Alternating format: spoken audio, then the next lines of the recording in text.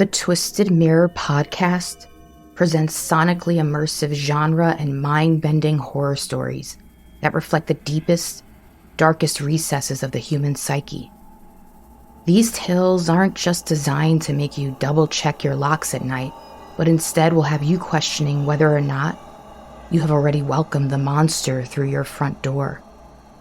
In the tradition of great horror anthology series like The Twilight Zone or Alfred Hitchcock Presents, the Twisted Mirror podcast will leave you thinking long after the final words of each story. Listen to Don't Go, the story of a man who receives an ominous note that shatters the way he looks at his life and everyone in it. Or check out The Ones We Love, in which a mysterious phenomenon turns love into violence. Come dine at Fear Farm, a culinary experience so exclusive, there is a waitlist of billionaires pining for their seat at the table.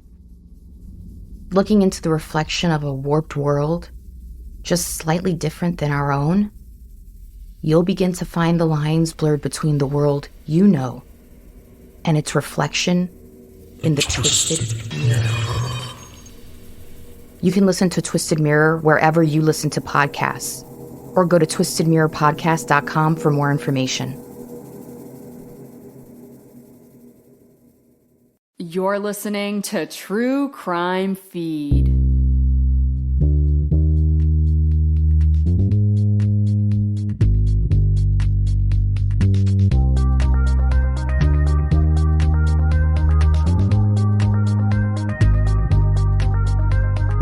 Welcome to True Crime Feed. I'm your host, Angela Ferrari, here to review the best true crime podcast from the past decade with a teensy bit of humor, plus my top 3 true crime picks of the week. Today on the docket, a show from the archives I think you will really enjoy. Let's discuss the case for the 2-part series all about Sheila Wysocki from the podcast Criminal, hosted by the iconic Phoebe Judge. Here's a summary from the show page. In 1984, Sheila Wysocki found herself helping the police investigate the murder of her college roommate, Angela Samota. Detectives asked her to gather information and even sent her out to dinner with the main suspect. But the case remained unsolved. 20 years later, Sheila Wysocki decided to investigate it herself. And to take your listening experience to the next level, go to thetruecrimefeed.com and sign up for my newsletter where I curate visual aids to accompany the show. You will see photos of our hero, Sheila Wysocki, and her friend, Angela Samota, plus other important figures in Sheila's investigations. Here we have another stellar 2-parter to explore from Criminal, delivered in the sweet, soothing vocal stylings of Phoebe Judge. A podcast about crime, stories of people who've done wrong, been wronged, or gotten caught, somewhere in the middle. I'm Angela Ferrari, pretending to be Phoebe Judge, and this is my tribute to Criminal. 1,000 apologies to Phoebe Judge, but I can't help it. I am such a fangirl, and this is such a cool one today because we get 2 unique cases in one episode. That's right, a 2-for-1 special here at my True Crime Bargain Podcast Emporium. All sales are final, but I think you're going to be pleased to discover another intriguing long-form podcast series along the way. We've got a lot to uncover, so let's jump right in. We begin this story in Dallas, Texas, in the early 80s. Imagine the size of the hairdos. Sheila Wysocki was a freshman at Southern Methodist University, living in the dorms when she gets assigned a beautiful, bubbly roommate, Angela Samota, or Angie. How remarkable that you are randomly paired to live with a stranger who can potentially turn into a lifelong friend. That was Sheila and Angie. Though they had a bit of a rocky start, the 2 roommates were very different. Angie was from a wealthy family and attended the exclusive girls' school at Hockaday in Dallas. Now she was working towards a double major in computer science and engineering. Sheila was from a working class background. and she was overcoming dyslexia, just hoping to get through school. Angie liked to party and was a social butterfly, making new friends everywhere she went. Sheila was quiet, didn't drink alcohol, and at social gatherings, she liked to sit back and observe. Then, of course, there was Angie's boyfriend, Lance. She had been dating him since high school. Lance lived in Amarillo, but seemed to always be hanging around. Sheila thought he was creepy. Her instincts were right. Lance had a temper, and even once pulled a knife on Angie during a fight, slicing up her clothing. That was the final straw, and the two broke up. Now the roommates could enjoy young, carefree college life. Angie pulled Sheila out of her shell. The two would go out dancing at a private disco club called the Rio Room. And the two roomies loved cruising up and down Forest Lane, checking out boys in Angie's sweet little Toyota Supra. Back in the 80s, the Supras were super sweet. The perfect cruising car for a couple of bodacious babes. Angie didn't really need to cruise for boys, though. They flocked to her. After all, she was like one of the only female students in both the computer science and engineering departments. And it didn't hurt that she was knockout gorgeous and friendly with everybody. The nerds loved her. Angie was constantly being left flowers and notes on her totally tubular Toyota Supra windshield. She had tons of admirers, but finally one man won her heart. In Angie's sophomore year, she started dating a guy named Ben. He was a few years older and worked as a construction manager. Sheila thought he was a much better match for her friend. By this point, Angie had joined a sorority and she bought her own condo where she lived off campus. Sheila stayed behind in the dorms, but Angie and Sheila remained close. Then came the weekend of the big football match, Texas versus Oklahoma. And that same weekend, the state fair was taking place. So this second weekend of October in Dallas was bumping with folks from all over. Angie couldn't wait to go out and party. Sheila went to North Texas to have a quiet weekend at home with her mother. Maybe get a haircut. Sounds like a nice time to me, Sheila. In fact, Sheila had just gotten back home from her haircut when she got the call from Angie's sorority sister that her friend was dead. And Sheila learned the gruesome details. On Friday, October 13th, 1984, Angie Samoda went out to the Rio Room with her friend Anita Catala and another friend named Russell Buchanan. According to witnesses, Angie was being Angie, a social butterfly, dancing, flirting, making friends, having a blast. Then at 1 a.m., Angie drove her two friends home, and that was the last time anyone saw her alive. Except for her boyfriend, Ben McCall. Apparently, after she dropped off Anita and Russell, Angie drove the 30-minute drive to Ben's house just to talk to him for a few minutes, then drove right back home.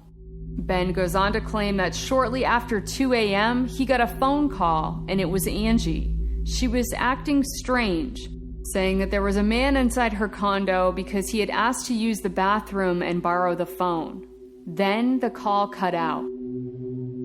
Ben tried calling Angie back, but no answer. So he got in his truck and raced towards Angie's condo. Even though this took place before cell phones, Ben had a portable phone in his truck that he used on construction sites, so he was able to place a call to 911 while en route. Officers responded and discovered a horrific scene. Angie's body was laying on her bed, covered with blood. She had been sexually assaulted and fatally stabbed 18 times. She was only 20 years old. Officers immediately interviewed Ben McCall, the boyfriend who had placed the 911 call. They found his behavior odd. His demeanor was strangely calm, and when they told him Angie was dead, he didn't immediately ask how she died. And they only had Ben's word that Angie stopped by for a quick visit after she dropped off her friends. And no record of her calling his house at 2 a.m. because local calls were not recorded at that time. and they also couldn't track where he placed the 911 call from. They only had Ben's word to go on. Sheila couldn't believe Ben would ever hurt Angie. She suggested to the authorities that they look into her ex-boyfriend Lance. After all, he had pulled a knife on Angie once before. Then, of course, that guy Russell, who went out dancing with her that night at the Rio room. Angie and Russell always said they were just friends. Other witnesses claimed they were acting kind of flirty that night. Investigators dug deeper into all possible suspects. This was pre-DNA testing, but they could tell by the semen left behind in Angie's body that the killer was a non-secretor, which was rare. 80% of the population are secretors, meaning antigens present in their blood can also be detected in other bodily fluids like saliva or semen. And my apologies in advance, but I'm gonna have to keep repeating that disgusting word, secretor. Ben was a secretor, and after searching his truck and examining his clothing, they found no physical evidence connecting him to Angie's murder. Lance was also a gross secretor. His alibi checked out too. He was at home in Amarillo, Texas the night of Angie's murder. As for Russell, he was a non-secretor, and his alibi was shaky. He was at home alone in bed after Angie dropped him off. Although they later found out he left town for 24 hours the day after her murder. Police continued to question Russell, but they weren't getting anywhere. So they asked Angie's friend Sheila to have dinner with Russell and see if she could shake anything loose from this non-secretor. Wow, 1980s Dallas cops, great idea. You couldn't get anywhere with the dude, so you sent in a 21-year-old girl out to dinner with someone you suspected of murder. Without protection, not even a police tail or backup. Plus, Russell drove Sheila to and from the restaurant. Russell stuck to that same story with Sheila too, but the police had Sheila convinced that this was Angie's killer. After all, Russell failed a polygraph examination, and now he's lawyered up and gone completely silent. And a short time later, Russell left the country. So even though the cops and Sheila Wasaki were convinced Russell Buchanan was Angie's killer, there was nothing more they could do at this point. For the next 20 years, Sheila went about her life. She got married and had kids, but at every milestone, she thought about Angie, enraged that her killer Russell was still out there. Then one evening, Sheila was sitting in bed, trying to stay awake so she could get through her Bible study homework, when her friend Angie came to her. She was probably in some sort of dream state, but to Sheila, it felt so real, like her friend was standing right there with her in the room. And then Angie spoke. It's time. Sheila was wide awake now. She called the Dallas PD and asked if there had been any updates in the murder investigation of Angela Samota. Sheila was told a definitive no. No one had looked into that case in over 20 years. The police had much more pressing cases to work on now and didn't have the manpower or resources to reopen that cold case. But Sheila wouldn't take no for an answer. She called constantly over the next few years. It was a lot easier now with cell phones. Sheila called the Dallas PD and various agencies over 700 times, hoping someone would help her look into the file. Then, Sheila had an idea. She should become a licensed private investigator. Before this story, I knew very little about all the fringe benefits available to licensed PIs. I thought the big appeal was getting to wear those stylin' tweed deerstalker hats and the occasional fake mustache. But it turns out there's even more sweet perks to the gig. Licensed private investigators have access to criminal databases that are not available to the public. So that would be Sheila Wysaki's in. She job shadowed another PI who sponsored her, and Sheila spent the next few years studying for her exam. Her young son even helped her with flashcards. All right, Mom, what are the 3 most effective steps to catch a cheating spouse red-handed? I know this one. Oh yeah, a comprehensive background investigation followed by physical surveillance and lastly, honey trapping. Nailed it! After all of her hard work, Sheila passed her exam. And now it was time to open Angie's file. At this point, another 5 years had gone by since Sheila started this mission. She also got word that Russell Buchanan had moved back to the area and was now working as a successful architect. Not for long, Sheila thought. She finally got connected to someone at the Dallas PD to help her look into this cold case, a detective named Linda Crum. Linda told Sheila they still had evidence from Angie's crime scene, including the semen and fingernail scrapings, items that could easily be tested for DNA.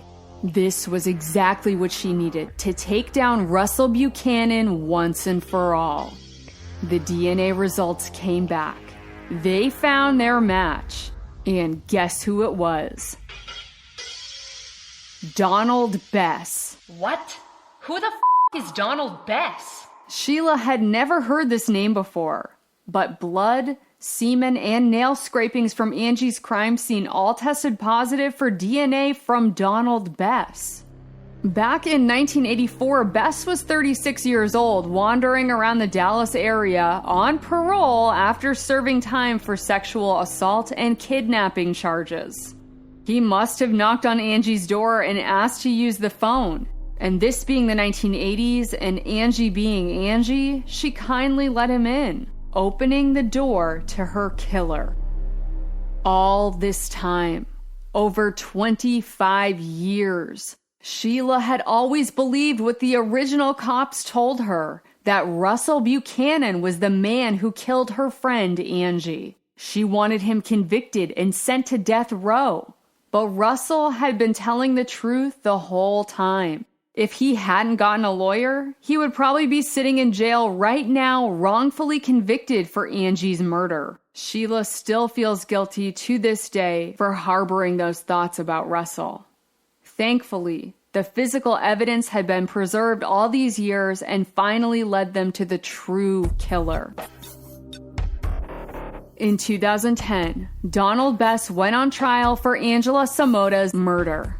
At that time, he was also currently serving time for another rape conviction. And yet, his defense team did their best to paint Angie as a promiscuous party girl who consensually had sex with Donald Bess. The defense lawyer even brought up what Angie was wearing that night, a revealing outfit, which basically meant she was asking for it. And again, let me remind you, this trial took place in 2010 and not the 1800s. Despite the defense team doing their best to smear Angie's character, Donald Bess was convicted. During his sentencing, more women came forward, testifying that they too had been sexually assaulted by Donald Bess. He was sentenced to death, but while he was awaiting his execution on death row, he died from a heart attack in prison in 2022. It was over, though. Sheila finally had resolution for her friend Angie. All those phone calls, all that studying and work it took to get her PI license. Angie's case was the only one she cared about, so it was time for her to go back to her normal life now. Except, word had gotten out about Angie Samota and how her best friend Sheila Wysocki worked to get her case a second look and found resolution after 25 years. There were so many others out there, desperate to find answers to what happened to their own loved ones. Sheila started getting calls, parents and families begging her for help. She had to say no to most of them, but she couldn't say no to all. There was one case in particular she felt compelled to take on as a licensed private investigator: the mysterious case of Lauren Agee. Phoebe Judge and the criminal team dedicate a full episode shadowing Sheila as she conducts her investigation into Lauren Agee's case. In that episode, we get a realistic overview of what life is like as a private investigator, including the pretty hardcore cybersecurity measures Sheila undergoes to keep her findings confidential. That part had me feeling pretty cyber insecure. And now I'm really paranoid someone's gonna hack my Mac and steal all my cool podcast sound effects. And while we're on the topic of dope podcasts, Sheila Wysocki launched her own podcast called Without Warning. Season 1 is entirely dedicated to the Lauren A.G. case.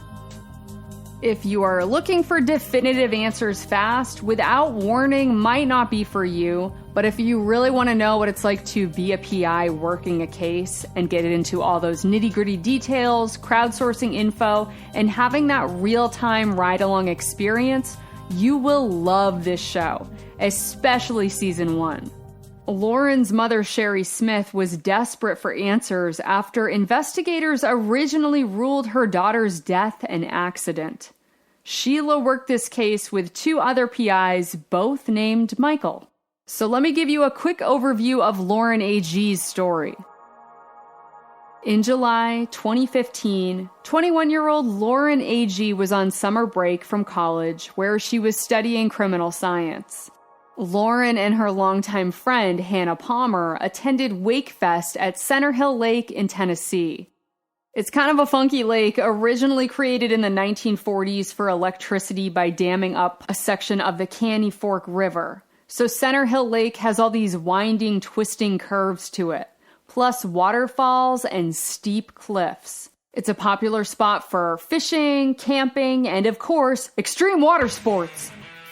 Wakefest is a huge event on the lake, attracting 2,000 plus spectators to watch the wakeboarding competitions over the course of a 3-day weekend.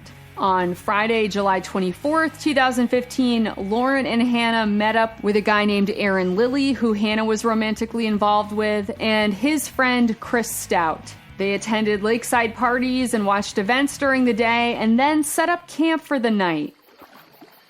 They had to take a canoe to the opposite shore across from Pates Ford Marina to get to their campsite, which was pitched way up on a steep cliff overlooking the lake, a 90-foot straight drop to the water. The group pitched a tent and a hammock. Yes, you heard me. A hammock on the side of a cliff. That's a no for me, dog. The only hammock I'm trying to get into is for bananas. But we're dealing with youths in their early 20s who are into extreme water sports, so I guess this is the norm for them. Everything went smooth the first night, and then the next day the group continued to enjoy the festivities. Lauren was seen partying at a place called Fish Lips, and that's lips spelled with a Z. Then she returned back to the campsite with Hannah, Aaron, and Chris. According to the rest of her camping party, everyone had been drinking that night, and Hannah Palmer and Aaron Lilly slept in the tent, and Chris Stout and Lauren A.G. slept in the hammock together. The next morning, Lauren was gone. Her phone, keys, shoes, and all of her clothes were still at the campsite. But her friends didn't seem alarmed by this. They went about partying and enjoying this Sunday wake festivities. In fact, at one point during that same afternoon while Lauren was still missing, Chris Stout posted a photo from the fest with the caption, "Best weekend ever." Then around 4:30, 2 anglers are fishing in a quiet cove away from the Wakefest revelry when they spotted the body of a dead woman floating in the water. They called first responders who retrieved the body and worked to identify her, which wasn't easy because the 3 friends she had been camping with never reported her missing. Eventually, the police are able to deduce that the dead woman in the water was 21-year-old Lauren A.G. Her friends chalked it up to a tragic drunken accident, and the MEs collect evidence but generally agree with that interpretation. Case closed. So now, Lauren's mother, Sherry Smith, has to go through the heart-wrenching ordeal of burying her daughter. And she finds it very strange that the 3 people who were all with her the night that she died, including her good friend Hannah Palmer, did not attend Lauren's funeral. And there were other details that felt off to Sherry as well. So despite the police deducing this was an open and shut case, Sherry Smith decided to hire private investigators to take a closer look. That's when Sheila and the Mikes stepped in, and they agreed this whole accident narrative was fishier than fish lips spelled with a Z. First off, they learned that the cove where Lauren was found was in the opposite direction of the current. And again, this was a man-made lake on a flooded river with a consistent current. Plus, the two responding officers on the scene first, they were reserve officers from White County, Sergeant Chris Yarchuk and Deputy Ryan Melanson. They thought this scene looked like foul play from the get-go. And the strange stories coming from the other three present at the campsite that night, that only made things more suspicious. Like when Chris Stout claimed he and Lauren A.G. were sleeping next to each other in the hammock all night, and at some point, Lauren just must have gotten up in the middle of the night and accidentally stumbled off the side of a cliff while he was fast asleep. I'm sorry, but unless this is some sort of miracle Tempur-Pedic shock absorbent swing resistant hammock, you're gonna be waking up and notice when someone hops out of that thing. There's no such thing as subtly sneaking out of a hammock. And even more sinister, while Officer Melanson was transporting Chris Stout and Aaron Lilly back to the marina via pontoon boat, the officer noticed Chris Stout staring at his sidearm. So Melanson asks, "What are you thinking over there?" And Stout replied, "I'm thinking about how I'm gonna get that gun off your hip and get off this boat." Melanson shot back, "That's not gonna happen." But about 10 minutes later, Christopher Stout repeated that eerie remark again.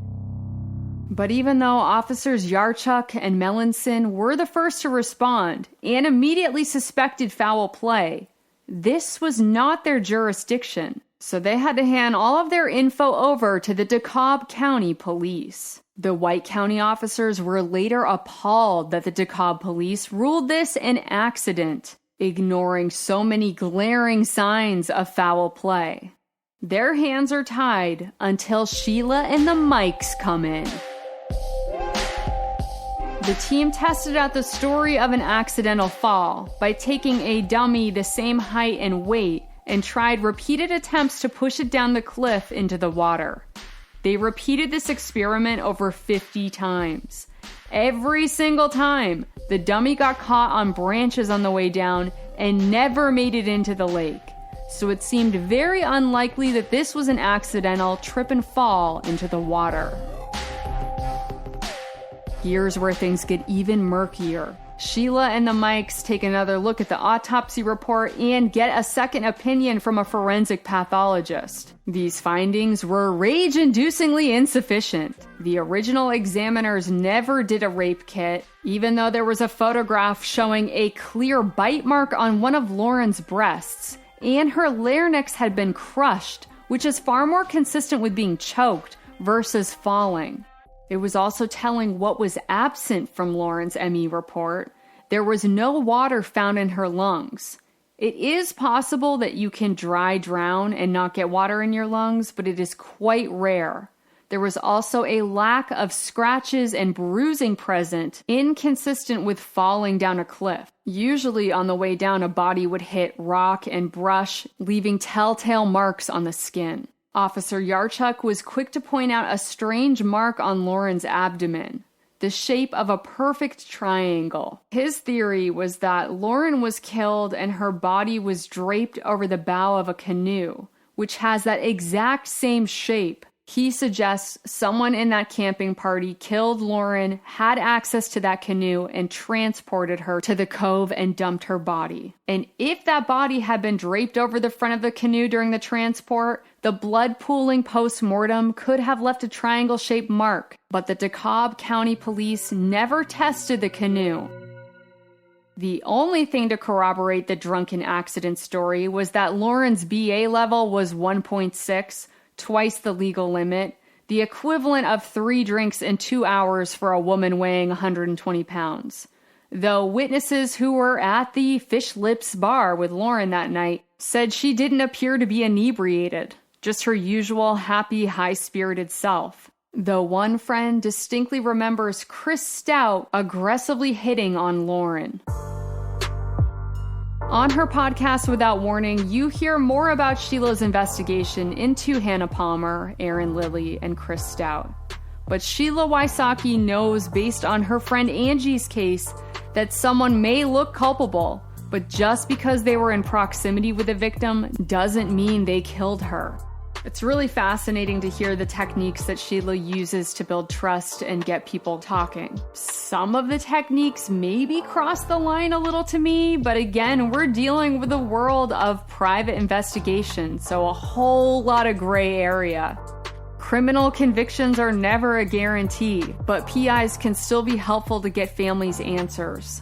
After Sheila and the Mikes complete their investigation, in 2017, Lauren's mother Sherry filed a $10 million wrongful death case against Aaron, Chris, and Hannah. The DeKalb County Court originally ruled to dismiss Hannah Palmer and her very relevant testimony, as well as DeKalb County officers' testimony and key pieces of evidence from the scene. But that decision was overruled by an appellate court. Sherry ended up dropping the civil lawsuit and is hoping for an eventual jury trial.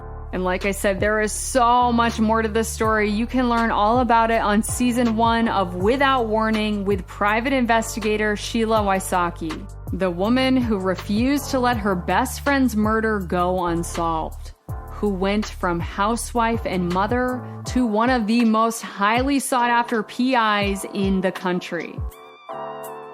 She stopped waiting and hoping for resolution to come, and instead Sheila took the actions to make things happen. Something every single one of us is capable of. You didn't know this was going to turn into an inspirational Mel Robbins style podcast, did ya? Remember, you're just one decision away from a completely different life. But please keep all activities on the up and up, because you don't want to be on Sheila Wysocki's bad side. Or even worse, have Phoebe judge you on her next episode of Criminal. I'd love to hear your thoughts about today's show, especially if you are a private investigator. Even though PIs aren't legally required to identify themselves and can use any form of deception and trickery to conceal their mission. Which means, this whole time, I could be a secret PI investigating your podcast listening habits. I already know just by listening to this, you've got some weird taste. So let me know your thoughts on today's True Crime Feed Deluxe Double Feature. You can email me directly at angela@thetruecrimefeed.com or join the True Crime Feed Facebook discussion group. Keep an open mind and be kind to fellow True Crime Feed friends. Stay tuned till after the break to hear my top 3 podcast power ranking of the week. Hey you. I'm so glad we found each other and get to share our special love for true crime podcasts. I don't ever want you to miss out on a wild story. That would be a crime in itself. So be sure to hit that follow or subscribe button on your podcast app and share your favorite episode with a friend so the next time you see each other, you can splurge about your latest true crime obsession. Thanks for spreading the word, and now back to the show.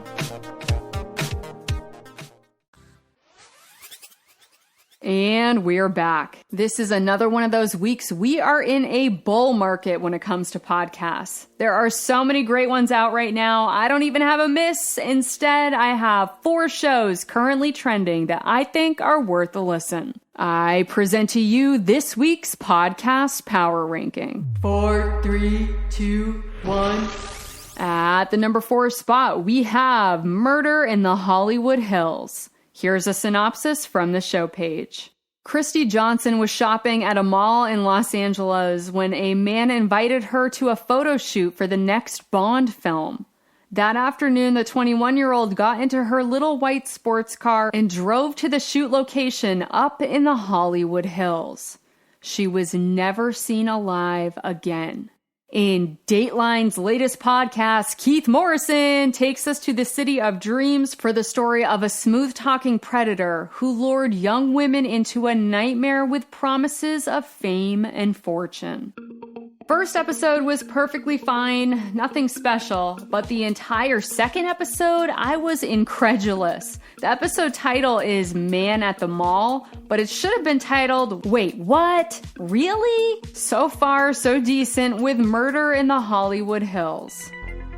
At the number 3 spot, we have 3. Kind of fitting. Here's a summary from the show page. After midnight on July 6, 2012, 3 teenage girls walked into the thick Appalachian woods somewhere along the Mason-Dixon County line. Hours later, under the glow of a nearly full moon, only 2 walked out. What happened to Skylar Neese has become Gothic American lore, the odd girl out in a vicious teenage triangle. But in the 10 years since that fateful night, beneath the West Virginia stars, a fuller portrait of what happened has emerged.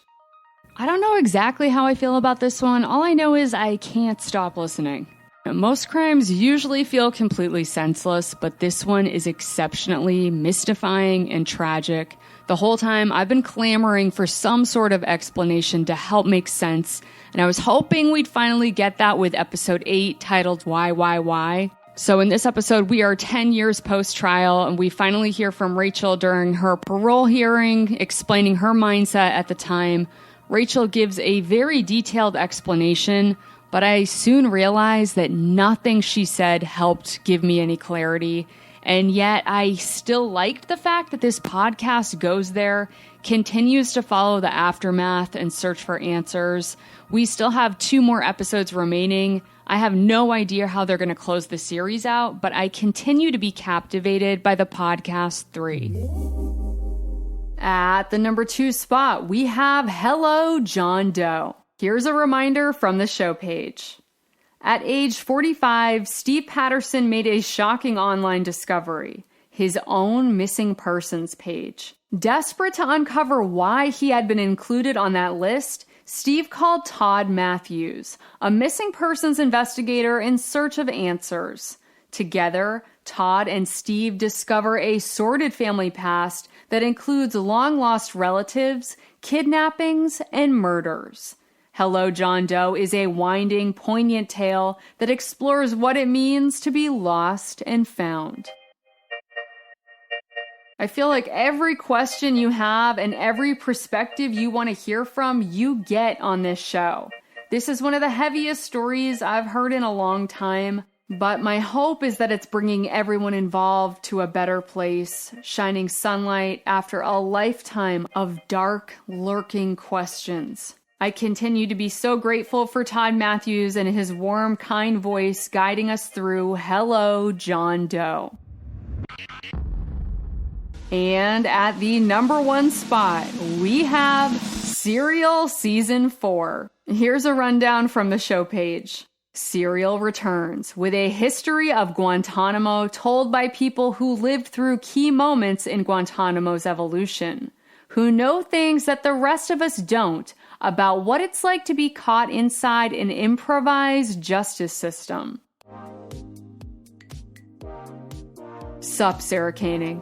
It's been a while, and I know we've had our differences in the past, but I gotta tell you, your audio sounds good, girl. Yes, for sure, this is a weighty subject, but I wasn't prepared for how much debauchery was happening at Gitmo. An amazing first episode, and I am very intrigued by the coming up on teaser for Serial Season 4.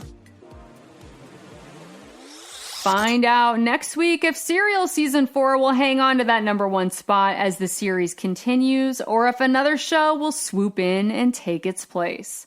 Let me know what trending shows are in your top 4, and I'll meet you back here next week to dust off another superb true crime show from the archive for your next feeding fix.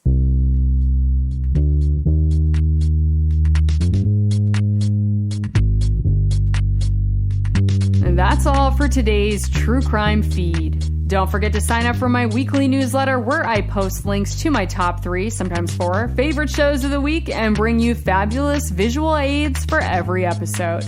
Be sure to follow the show on Instagram, Twitter, and Facebook to join the conversation, especially Instagram where I'm making my own original dank memes for every episode. And if you enjoyed this episode, please leave a review and tell your fellow partners in crime to tune in to True Crime Feed. It's a huge help to grow the show and it means the world to me, so thanks for riding along and allowing me to be your audio accomplice. Join me next week for another feeding.